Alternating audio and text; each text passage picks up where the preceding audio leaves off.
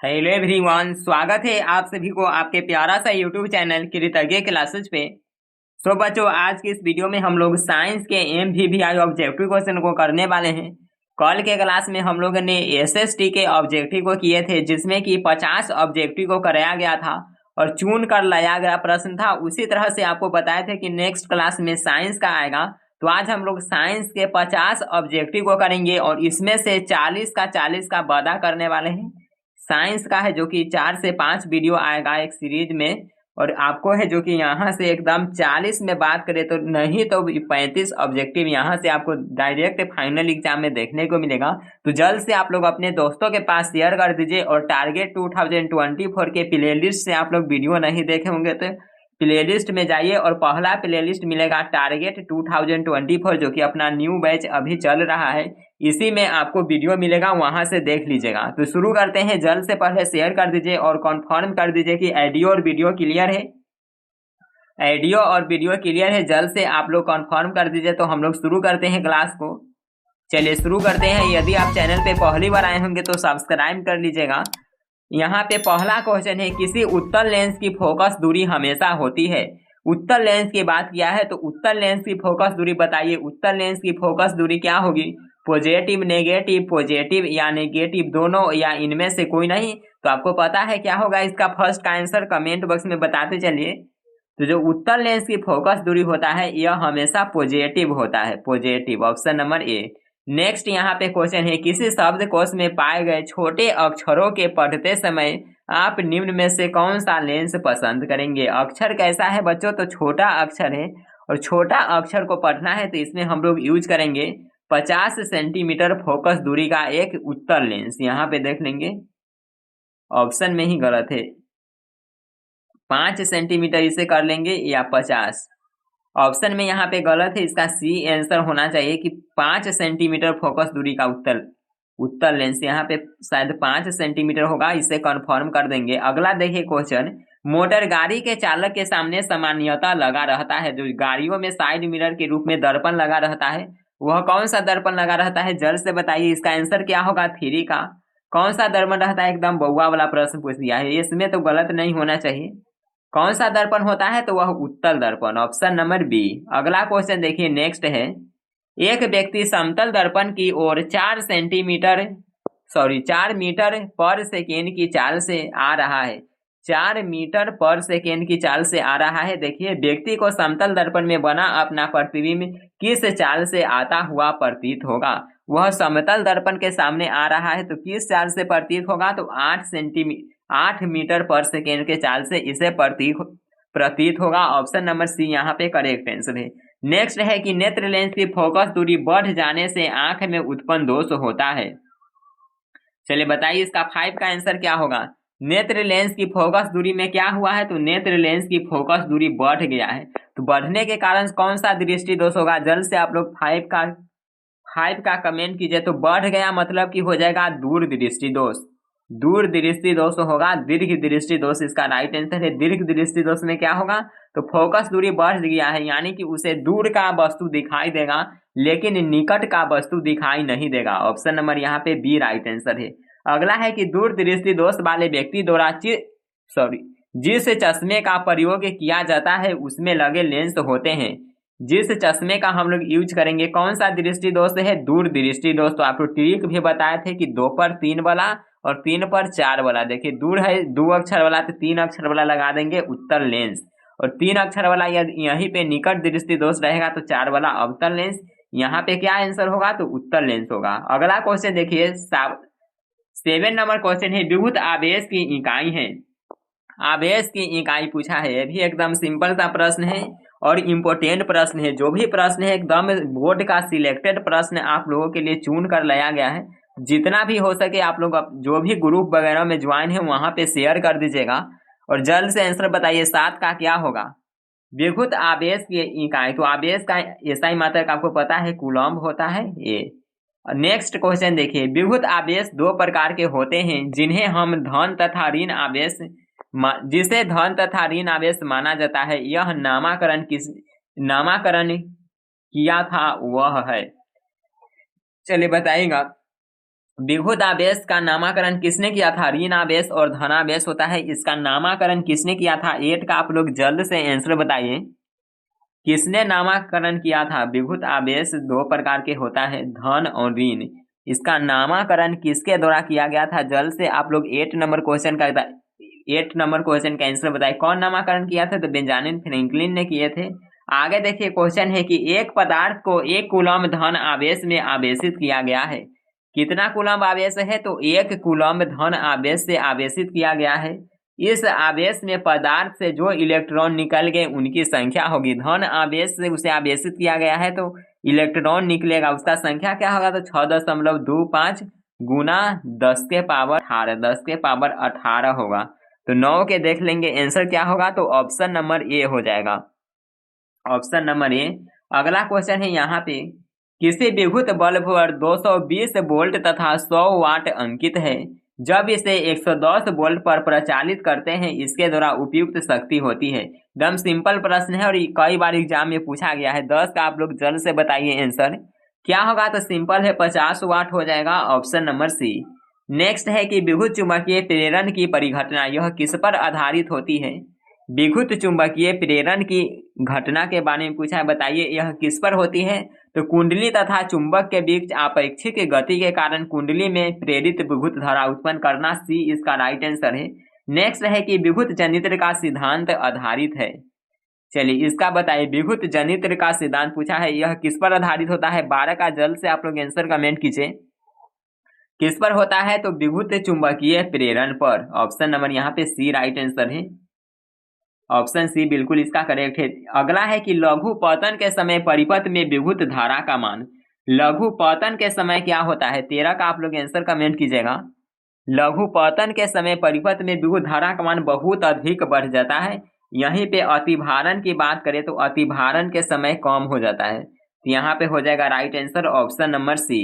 अगला है कि प्रतिक्रिया, देखिए यहाँ पे अभिक्रिया दिया है, चलिए बताइए यहाँ पे लेड ऑक्साइड का कार्बन के साथ अभिक्रिया होता है तो क्या बनाता है? तो लेड बना लेता है और कार्बन मोनोऑक्साइड बनाता है। यह कैसी अभिक्रिया है इसमें बताइएगा, 14 का आंसर कमेंट कीजिए। तो यहाँ पे देखिएगा तो सी एक अवकारक के रूप में काम कर रहा है, तो सी इसका राइट आंसर है कि सी एक अवकारक है।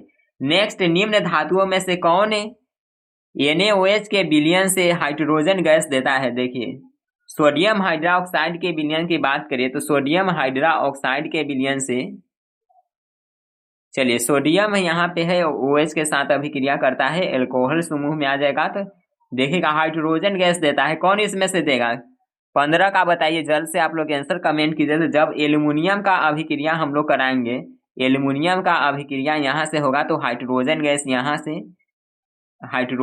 यहाँ से है जो कि मुक्त करेगा, तो हो जाएगा right answer, option number C. Next है, यदि विलयन का pH 13 है, इसका अर्थ है कि pH मान, देखिए pH मान कितना है? pH स्केल के बारे में आपको पता है, pH स्केल के बारे में सबसे पहले आपको याद रखना है, इसका खोज किसने किया था? तो SPL सेरेंसेल ने pH स्केल के बारे में खोज किया था। pH स्केल जिसमें कि यहाँ पे हो जाएगा, इसका जो बीच वाला मान होता है 7 हो जाएगा, न्यूट्रल 7, यहाँ पे 0 होगा और इधर 14 हो जाएगा। तो देखिएगा यहाँ पर दिया है कि 13, तो इधर वाला हो जाएगा क्षारीय, 7 से कम वाला अम्लीय होगा, 7 से कम वाला अम्लीय और 7 से ज्यादा वाला क्षारीय, और pH मान है जो कि 13 है, तो यानी कि यह 14 के एकदम नकीट, 14 के निकट है, तो 14 के जब यह निकट आ गया तो यह प्रबल हो जाएगा। प्रबल क्या? तो प्रबल भास्मिक, ऑप्शन नंबर देखिए डी राइट आंसर है। 16 का यहाँ पे ऑप्शन डी करेक्ट आंसर हो जाएगा। अगला क्वेश्चन आपके सामने है, साधारण ताप पर फास्फोरस का अणुसूत्र होता है। साधारण ताप की बात करें तो साधारण ताप पर फास्फोरस किस रूप में पाया जाता है? तो यह P4 के रूप में पाया जाता है, ऑप्शन नंबर डी। पीतल में रहता है, बताइए, एकदम सिंपल प्रश्न है, पीतल किससे मिश्रण से बनता है? तो आपको याद रखना है पिताजी, तो हो जाएगा जो पीतल रहता है यह तांबा और जिंक के मिश्रण से बनता है। देख लेंगे तांबा और जिंक, यानी कि कॉपर तथा जिंक, ऑप्शन नंबर बी। धातुओं की प्रकृति होती है, बताइए धातुओं की प्रकृति पूछा है, क्या होता है? 19 का जल्द से आप लोग आंसर कमेंट कीजिएगा। धातुओं की प्रकृति क्या होती है? तो यह विद्युत धनात्मक होता है। नेक्स्ट है, चुंबकीय अशुद्धि को किस प्रकार दूर किया जाता है? चुंबकीय अशुद्धि को दूर करने की जो प्रक्रिया है यह कौन सी है? 20 का जल्द से आप लोग आंसर कमेंट कीजिएगा कौन सी है। तो चुंबकीय विधि के द्वारा 20 का राइट आंसर हो जाएगा ऑप्शन नंबर डी। नेक्स्ट, कार्बनिक यौगिकों का आवश्यक तत्व है, तो कैसा यौगिक है? तो कार्बनिक यौगिक है, तो आवश्यक तत्व कार्बन हो जाएगा ऑप्शन नंबर ए।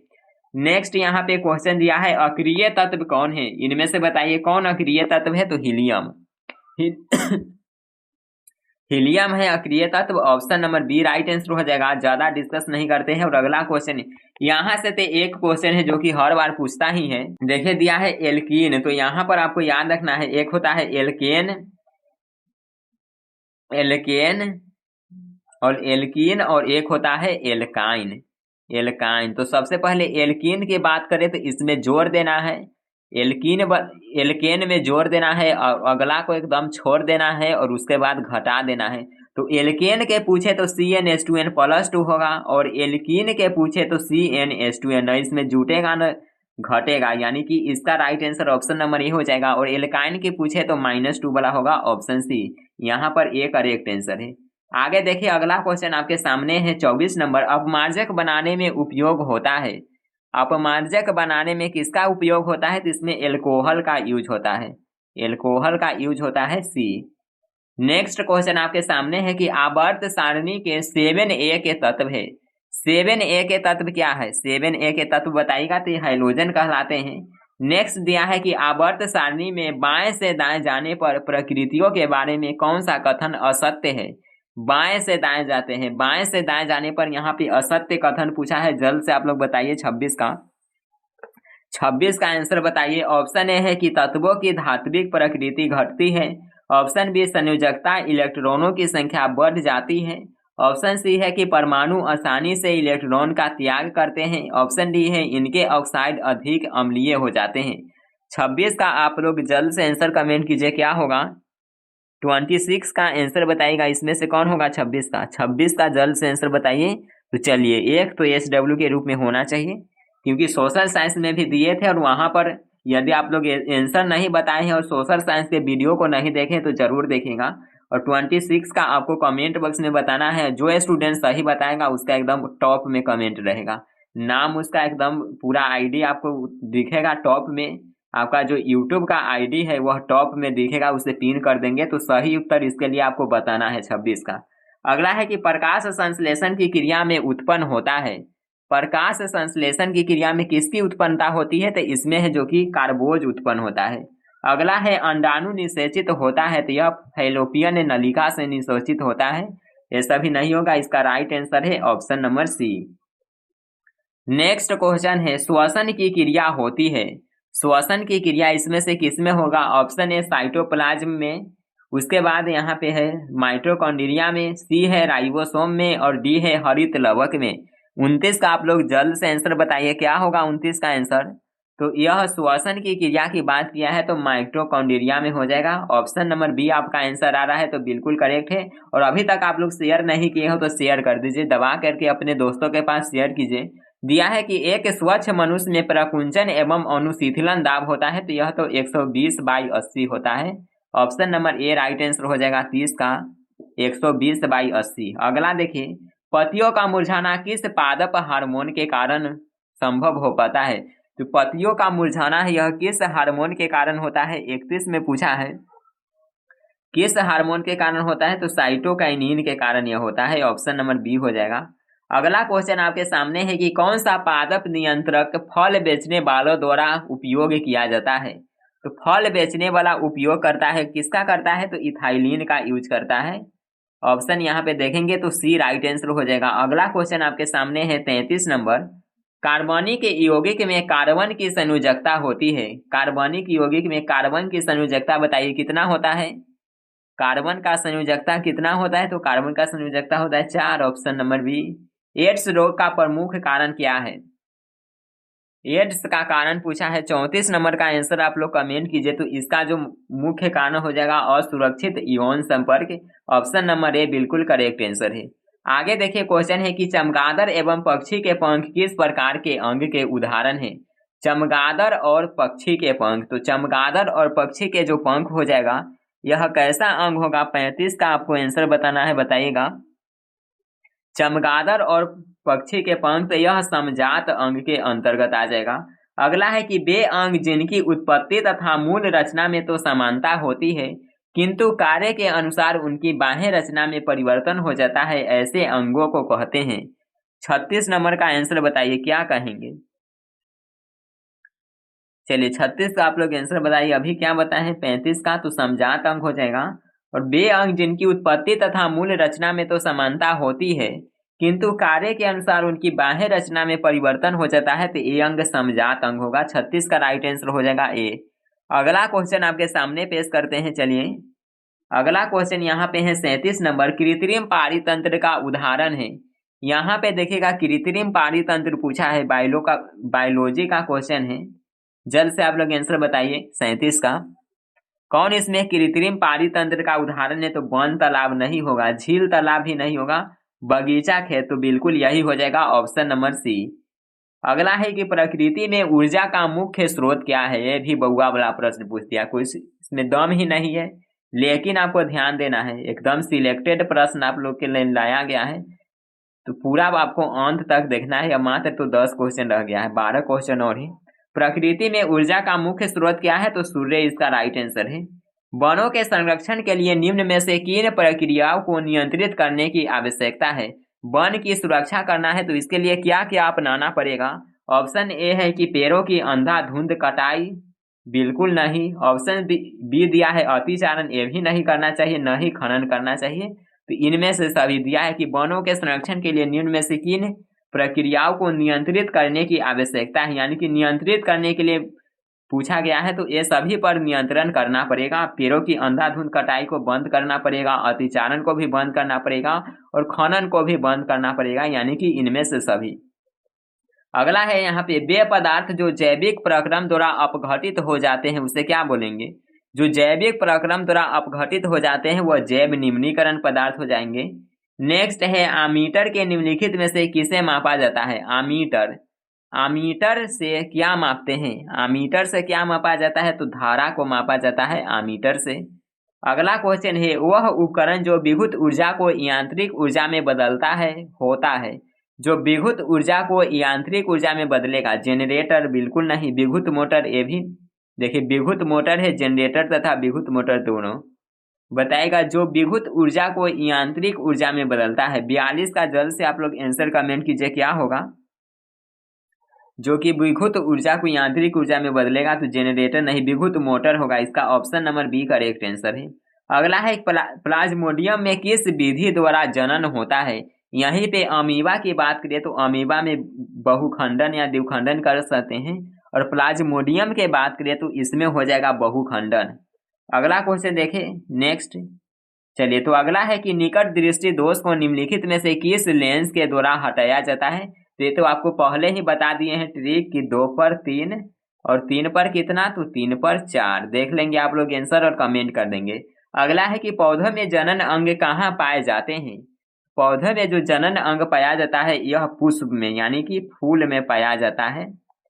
नेक्स्ट है, मेंडल ने अपने आनुवंशिकी प्रयोग के लिए किस पौधे का उपयोग किया था? एकदम ये भी सिंपल प्रश्न है। उन्होंने मटर के पौधे का उपयोग किया था। किस पौधे का? तो मटर के पौधे का। पूछा जाएगा सब्जेक्टिव में कि मेंडल ने अपने प्रयोग के लिए आखिरकार मटर के ही पौधे का क्यों यूज किया था? दूसरा पौधा तो यूज भी किया जा सकता था, तो उन्होंने मटर के ही पौधों का क्यों यूज किया था? इसका आंसर आपको याद कर लेना है। सब्जेक्टिव कराएंगे तो उसमें भी करा दिया जाएगा। महत्वपूर्ण प्रश्न है एकदम VVI। अगला यहाँ पे देखिए, पारिस्थितिक तंत्र में ऊर्जा का प्रवाह किस दिशा में होता है? तो इसमें जो ऊर्जा के प्रवाह की बात करें पारिस्थितिक तंत्र में, तो इसमें ऊर्जा का प्रभाव बहुदिशीय होता है। कोई भी यहाँ पे फिक्स नहीं करेंगे, बहुदिशीय हो जाएगा। अगला है कि ओजोन परत में पाया जाता है। ओजोन परत पाया जाता है। यह वायुमंडल के किस सतह में पाया जाता है? ओजोन परत तो वायुमंडल के मध्य मंडल में, मध्य सतह में होगा। अगला देखिए, दाढ़ी बनाने में कौन सा दर्पण उपयुक्त होता है? तो दाढ़ी बनाने के लिए हमको क्या करना पड़ेगा? तो अपना जो प्रतिबिंब है उसको बड़ा करना पड़ेगा, और बड़ा करके कौन बतलाएगा? तो अवतल दर्पण, यानी कि सी। प्रकाश के परावर्तन के कितने नियम है? एकदम बउआ वाला प्रश्न है। लास्ट बता दीजिए आप लोग 50 का आंसर। 50 का जल्द से आंसर बता दीजिए कि प्रकाश के परावर्तन के नियम कितने हैं। तो आप लोग को पता है 2 नियम है। यह था जो कि 50 एकदम बोर्ड का सिलेक्टेड प्रश्न, एग्जाम ओरिएंटेड क्वेश्चन कराया गया है। 50 में आप लोग कितना सही कर पाए हैं कमेंट करके जरूर बताइए। और ऐसे ही नेक्स्ट क्लास आते रहेगा रोज शाम को 6 बजे। रोज शाम को 6 बजे क्लास होता है 6 PM में। और आप लोग का कमेंट आएगा तो एक और लाइव क्लास करा दिया जाएगा 9 बजे। तो कमेंट करके बताइए कि एक ही क्लास किया जाए या एक और क्लास कराया जाए। आप लोग का कमेंट आएगा तो एक 9 बजे भी क्लास स्टार्ट किया जाएगा। और कितना आपका सही हुआ कमेंट करके जरूर बताइए। ये वीडियो आपको कैसा लगा ये भी कमेंट करके बताइए। और मिलते हैं हम लोग नेक्स्ट क्लास में। Bye everyone, take care, love you all.